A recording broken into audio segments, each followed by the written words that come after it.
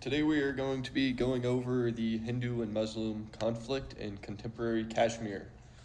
This project is going to be presented by Seth, Mohammed, and Amal. For starters, let's take a look at where exactly Kashmir is. Now, Kashmir is a small region in Southwest Asia that sits sandwiched between India, Pakistan, and China, with a small portion also touching Afghanistan. The landscape includes the Tibetan Plateau and the Himalayan Mountains, some of the highest points in the world. The greater area of Kashmir borders the provinces of Khyber Pakhtunkhwa of Pakistan, and then borders India by Punjab in the west and Himachal Pradesh in the south.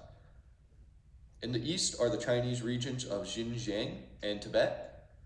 We think it's also important to mention that the Indus, Jhelum, and Chenab rivers all run through the region. However, we will talk about those more in a separate slide. For a little bit of background on the subject, prior to World War II, the British were one of the largest colonial empires. This, however, changed after World War II as a toll was taken on the British economy as well as their political power. And to not overly extend their resources, the British decided to leave India. However, their departure was in a bit of a hurry, and what should have probably taken years was done in a few months. Now, along with this, there was also a large Indian movement for freedom, where the Muslim League hinted towards them having a majority Muslim country of their own. And so when the British left, they just ended up drawing lines dividing the nation into two, which are Pakistan and India. Now, Kashmir was considered a princely state at the time and had the option of joining either, but at the time they chose to remain neutral. Now, Pakistan was comprised of a state that was majority Muslims, whereas India was made up of a state that was majority Hindus and Sikhs. And although these were the majorities, both states still contained a substantial population of various religious beliefs. And these ill-drawn borders forced mass migrations. The Hindus and the Sikhs went from Pakistan into India, and the Muslims went from India to Pakistan. And within the chaos of this migration was uncountable deaths with estimates in the millions. Those who survived were traumatized, they were in poverty, they were vulnerable. And due to all of this, there began to be a disliking between the two countries. And with Kashmir not originally joining either, they were kind of caught in the middle of this division. Like I just mentioned, Kashmir was an exception in that it was not designated to either state and it remained a neutral princely state. The majority of Kashmiris were Muslim, and as such, Pakistan attempted to bring it under its rule. However, the ruler of Kashmir was Maharaja Hari Singh, who was a Hindu. Deciding not to declare complete independence and fearful of losing power, he chose for the state to be incorporated into India and signed a treaty of accession in October of 1947. Given that it was a majority Muslim state, Pakistan believed that it should be under their dominion and did not recognize this accession.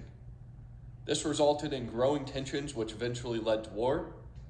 And after the First Kashmir War of 1947-1948, the international stage took notice.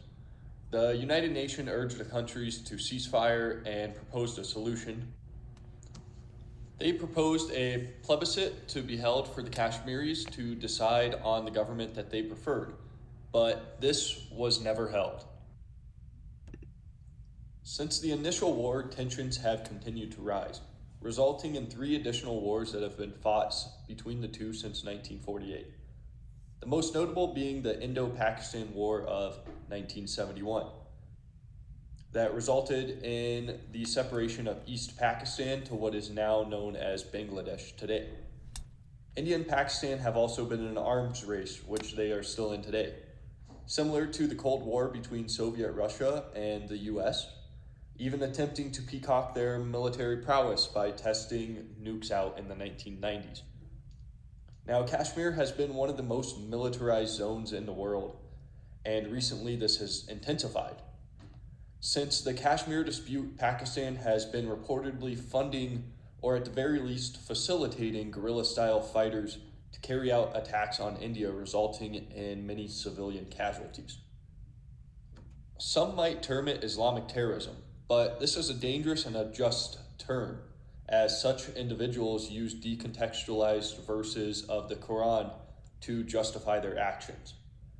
To be consistent, if one were to call them Islamic terrorists, one must call the IDF Jewish terrorists as well, and the Protestant-led KKK and attacks carried out by Christians in the West as Christian terrorists, and also the Hindutva as Hindu terrorists. But the latter is often reported, which we kind of find to be a little bit of a double standard.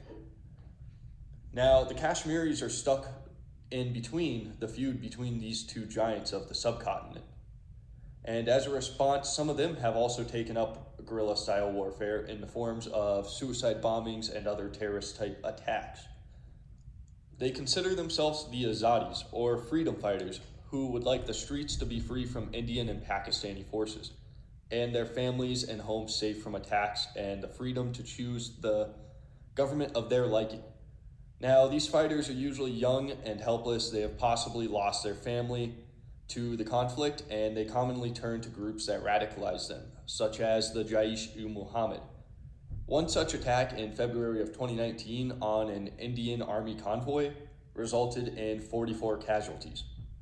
And this seems to be a cycle with no end, and the politicians of the two neighboring countries try their best to escalate the conflict rather than resolve it. As stated, this is still a problem today, and the main focus can often be seen as religion. But we thought we could touch on that a little bit more and discuss what else the two countries might gain by taking control of Kashmir. Control of water would be significant for both countries. As I mentioned before, the Indus, Chenab, and Jhelum rivers all run through Kashmir. Control of these three main rivers through Kashmir would certainly be important to Pakistan, as agriculture makes up a substantial part of their economy. For India, it would also be a source of water, as well as they would have control over Pakistan's water supply. A connection to China could also be important for Pakistan to have as well. And on top of all of this, due to the location of the area in the Himalayan zone, there are many mineral blocks found in the region that would be benefiting for either side to have. Let's take a look into the viewpoint of these two sides, including that of the Kashmiris. Now, starting with India, the Indian government and the Bharatiya Janata Party, which came into power in 2014, also called the BJP, they are a pro-Hindu nationalist government with their top-ranking members, including the Prime Minister, being part of the Rashtriya Swayam Sangh, a radical pro-Hindu nationalist movement with about 6 million members, and they have the largest voluntary paramilitary in the world. Now, the government's ideology, which is inspired by the RSS, has facilitated the Hindutva that many see today, with lynching on Muslims in India and abroad in recent attacks in the UK for not conforming to the Hindu tradition. Their goal is pretty clear, cultural genocide. And this might sound extreme, but politician campaigns focus on this exact agenda to get themselves elected. Yogi Aditya is a prime example. Success of such campaigns indicates that a sizable chunk of the voters are in agreement with their agenda to some extent. And on the other side, Pakistan still believes that with a majority Muslim population in Kashmir, they deserve to consume the region.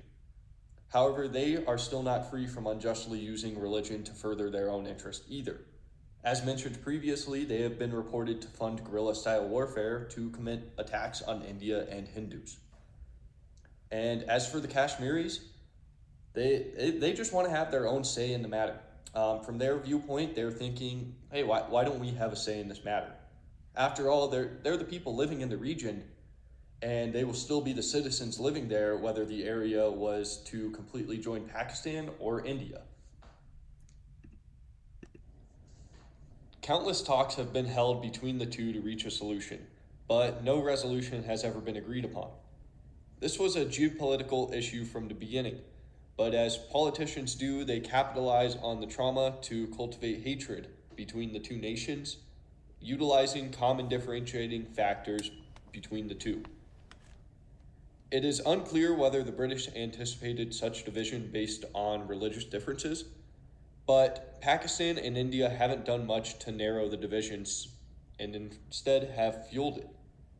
This did not start out as a Hindu and Muslim conflict, but it has slowly been molded into that by the governments by polarizing their respective populations and demonizing the others. Not too long ago, these others all lived in relative harmony. Now, we did not think this would be complete without mentioning some ideas on how to proceed and possibly resolve this 75-year conflict. The first, which I had lightly touched on, would be self-determination. Have the Kashmiris decide on the government that they prefer. Pakistan favors this solution as they have the confidence that the Kashmiris would choose to join Pakistan. On the other hand, India finds this to be unacceptable with the fear of defeat. Secondly, there is also the idea of an independent Kashmir, where they create their own government and state. As neither country would gain the territory in this case, obviously not favored by either side. The question is also raised as to whether or not Kashmir would be able to sufficiently operate by itself.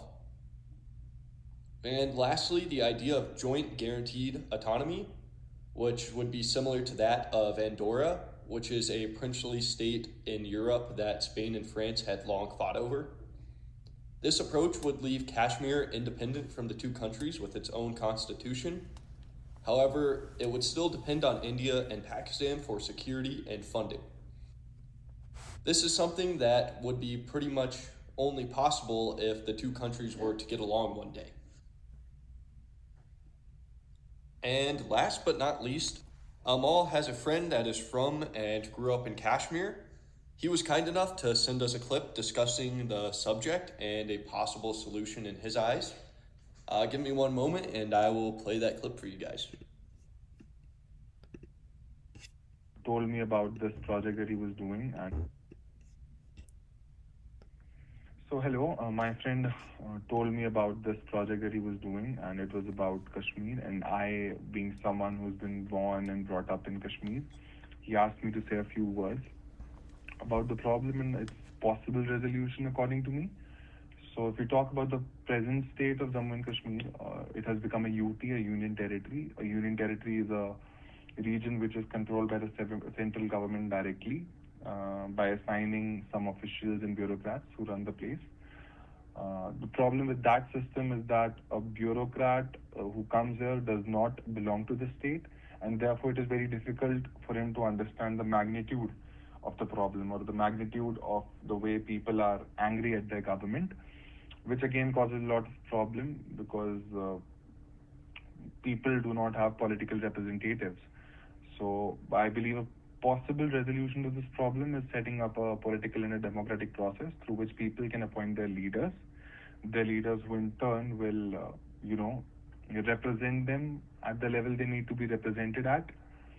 And I believe more dialogue is warranted, The government, the state, the central government needs to get into dialogue with the local people and so that, local people can tell them their problems directly. And if a dialogue is initiated, the people will feel included in a process.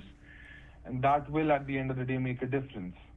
And so when a political process or a democratic process does not exist, and in such situations, what happens is that people usually resort to violence because they need to find a way so that their voices are heard, so that everybody knows that they're suffering. So that is what manifests into terrorism and protests in Jammu and Kashmir. And recently there have been a lot of killings, and all of those have only happened because the state has neglected the very basic fact that people need to be heard. So according to me, the only possible resolution to this problem is a very good dialogue and a very strong democratic process. Thank you. Thank you for listening. Here is also a list of our references.